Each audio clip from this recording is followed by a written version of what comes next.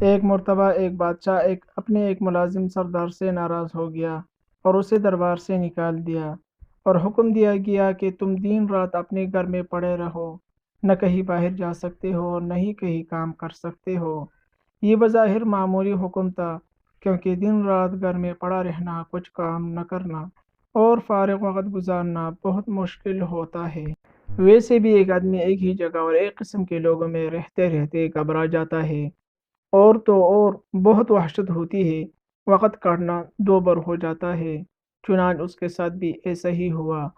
وہ سارا دن پڑا رہتا اور کوئی کام کاج نہ کر سکتا۔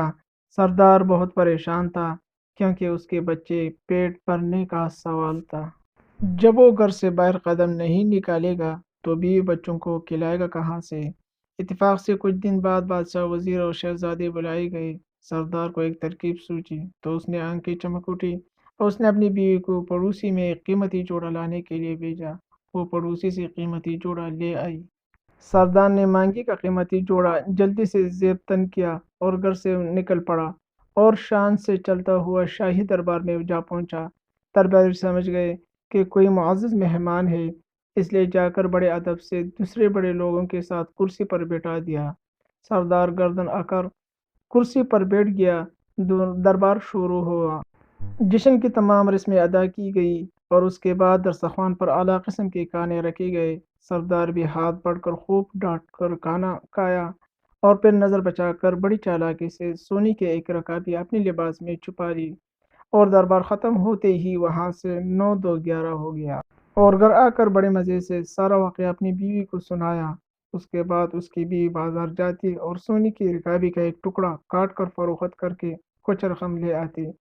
یوں ہی سردار کی زندگی آرام سے گزرنے لگی اور پریشانی دور ہو گئی۔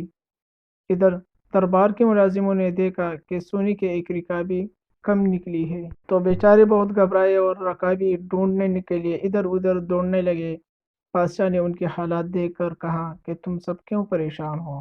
مجھے معلوم ہے کہ سونے کی رکابی غائب ہو گئی ہے، اب وہ تمہیں نہیں ملے گی۔ مجھے یہ بھی معلوم ہے کہ وہ رکابی کس نے چرائی ہے۔ اگلے سال پھر جشن ہوا اور دربار مہمانوں سے بھر گیا۔ جشن کے اہتمام پر مہمانوں کو کھانا دیا گیا۔ سردار اس موقع پر بھی موجود تھا۔ کھانا کھانے کے بعد پھر اس نے نظر بچا کر بڑے اطمینان سے ایک سونے کی رکابی اپنے لباس میں چھپا لی۔ دربار ختم ہوا تو مہمان جانے لگے، تو سردار بھی محل کے دروازے سے باہر نکلنے لگا کہ اچانک بادشاہ سامنے آ گیا۔ بادشاہ کو دیکھ کر وہ بہت سٹ پٹ گیا اور گھبرا کر ادھر ادھر دیکھنے لگا۔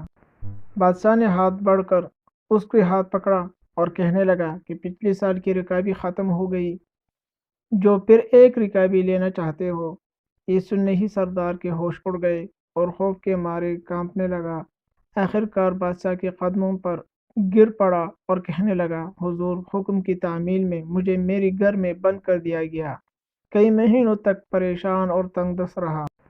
آخر مجبور ہو کر یہ نازیبہ حرکت کی۔ حضور مجھے معاف کر دے۔ بادشاہ کچھ دیر بعد سوچتا رہا اور پھر کہنے لگا کہ اچھا، ہم نے تمہیں معاف کیا اور تمہیں ملازمت بھی بحال کر دی۔ غلطی ہماری ہی تھی۔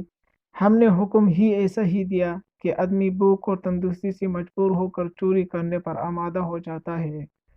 اگر ہم تمہیں گھر میں قید نہ کرواتے تو شاید تم ایسی حرکت کبھی نہ کرتے۔ مزید اسلامک سٹوری، اسلامک احادیث کے لیے ہمارے چینل کو ضرور سبسکرائب کریں اور بیل کا بٹن دبائیں تاکہ ہر نئے ویڈیو سب سے پہلے آپ تک پہنچے۔ والسلام۔